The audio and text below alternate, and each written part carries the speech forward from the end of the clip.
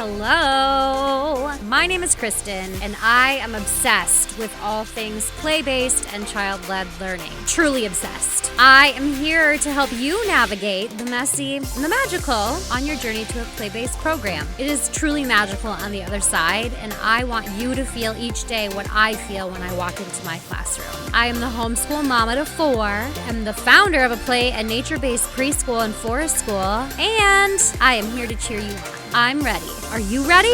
Let's get going.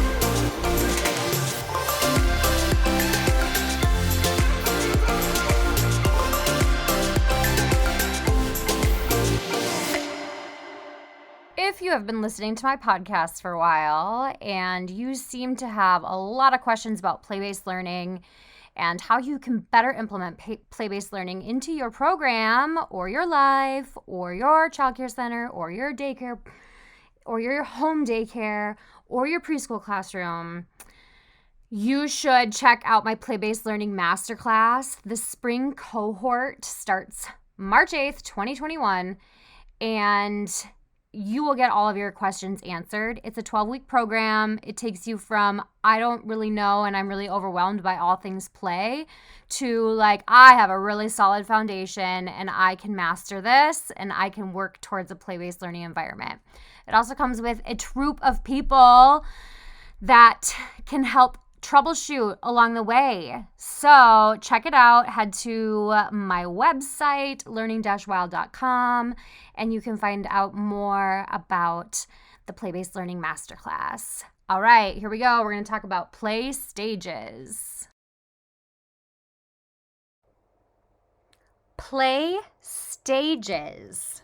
Have you ever had a parent in your program or been the parent that is concerned because their child or your child doesn't play with anybody? Like, I think we've all had that. We've all felt that.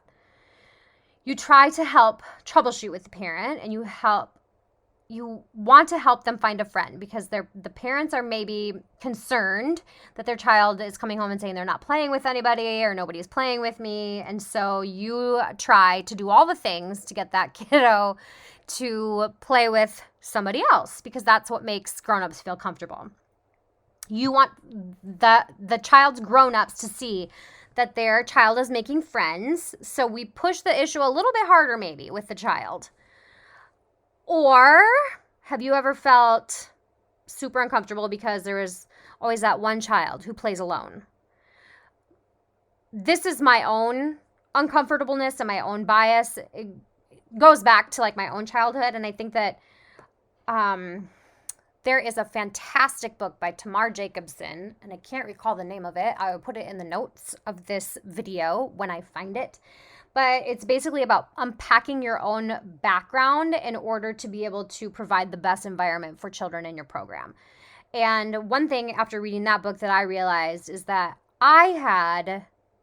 it stressed me out and made me anxious to not have playmates. And I don't necessarily recall that from when I was 3, 4, or 5, but definitely as an older child. And so when I see kids playing by themselves, it makes me very uncomfortable, and I just want to like swoop in and I want to help them find a friend. So I try to get them to, and I don't do this anymore, but I tried to get them to interact with other children, and I continuously thought that I was a better judge of how they should spend their time than they were a judge of how they wanted to spend their time. So when I came across the stages of, I think it's more stages of social play because there's other different types of play, risky play and rough and tumble play and all those things. And I think that these play stages were developed very much with social interaction in mind. Mildred Parton, she was a researcher in the early 1900s. She observed children ages 0 to 5 in free play and then suggested then that there are 6 stages of play in early childhood. She suggested that children travel through these stages in a linear fashion, so one after the other. And she also observed that children can go back to earlier stages once they've hit a new one and still partake in some of the older stages that they've already been through. So these 6 stages are very, very important when you're looking at social play in the classroom. They are a fantastic tool for your play detective work, and they can be very, super informational when parents or grown-ups ask, why isn't my child playing with anyone? So it is best to use this information to better understand the difference in social play, and this is in no way a meter to find out if a child is considered typically developing, okay? So it's simply a differentiator between the different types and the different levels of social play that children go through in early childhood. All right, so the 6 stages are unoccupied play, solitary play, onlooker, parallel, associative, and cooperative play. So I'm going to go through each one, and you can see these. You can then move on to some play detectiving and see if you can see these types of play in your classroom.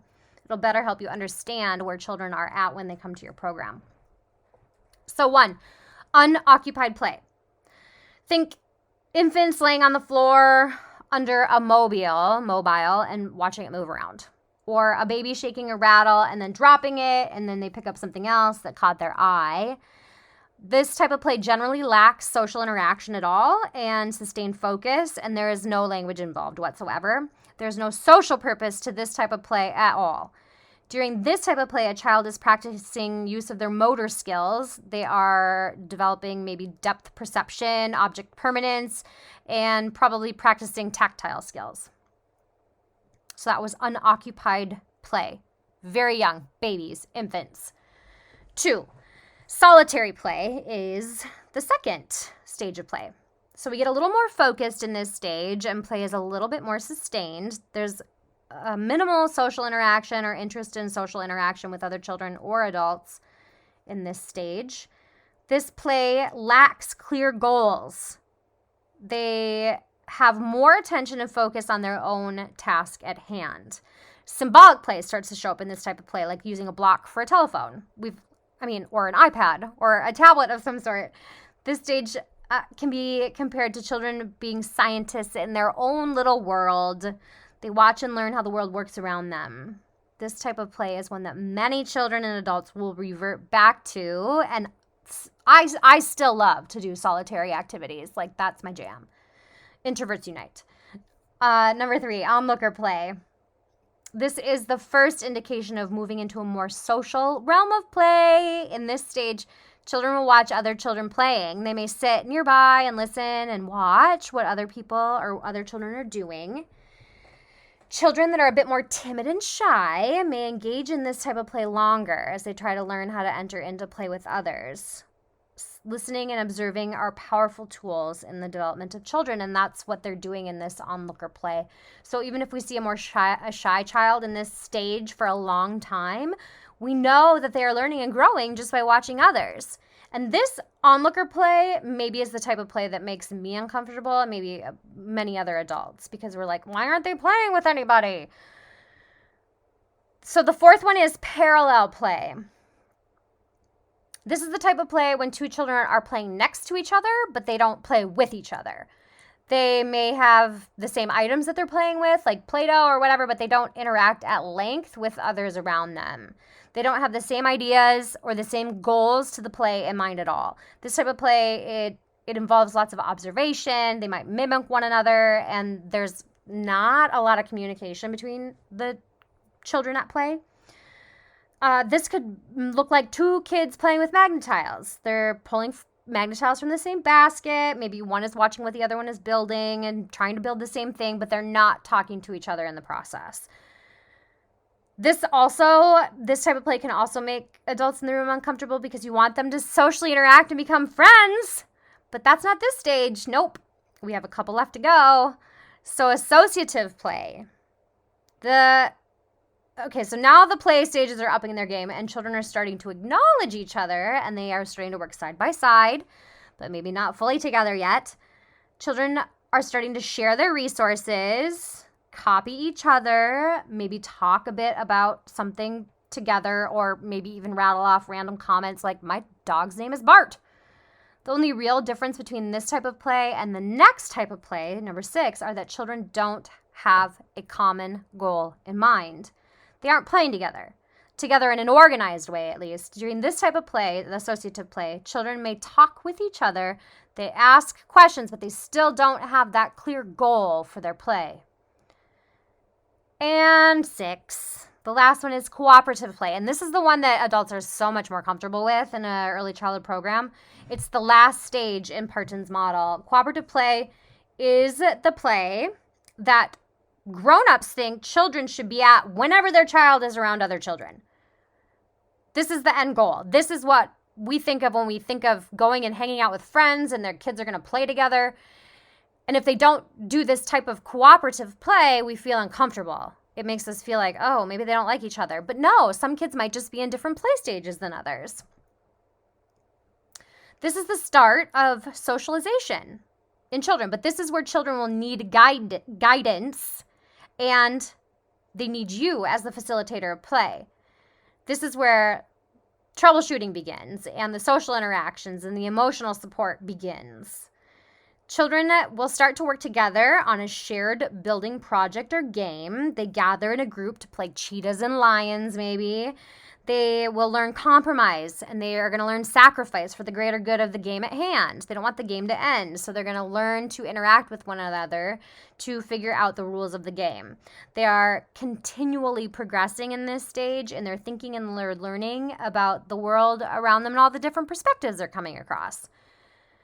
So there you go.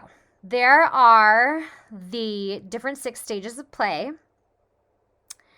And I am going to attach a letter that you can give to parents when they say, why isn't my child saying they have any friends? Or why isn't my child playing with anybody at school? Or why don't I see them in pictures playing with other kids? So this will be a great thing that you can hand to parents and say, here you go. This is about the play stages and how we see them show up in our classrooms. So I hope it helps. Hey, I need you to do me a huge favor. If you liked listening and you want to be able to hear more, can you please go onto iTunes and leave me a 5-star review? I would so appreciate it. And then connect with me on Instagram. It's learning.wild. We'll see you around.